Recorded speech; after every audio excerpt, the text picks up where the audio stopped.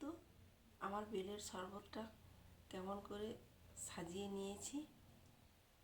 সত্যি বলছি, বেল কিন্তু আমার গাছে কত বেল হয়েছে দেখেছো তো।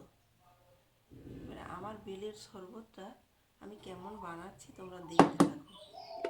আর এখানে এত আওয়াজ, কিছু করার নেই বন্ধুরা। আমি আজকে বেলের শরবতের মধ্যে দিচ্ছি বাতাসা আর দুধ, গরম গরম তো পড়ে গেছে।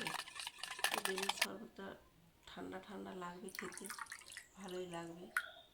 আর আমার শরবত বানানোটা কেমন হয়েছে তোমরা কিন্তু সাবস্ক্রাইব কমেন্ট করো। গ্লাসে আমি ছেঁকে নিলাম, ওর মধ্যে খেজুর কুচি দিয়ে নিজেই টেস্ট করে নিলাম, হয়ে গেল রেডি বেলের শরবত।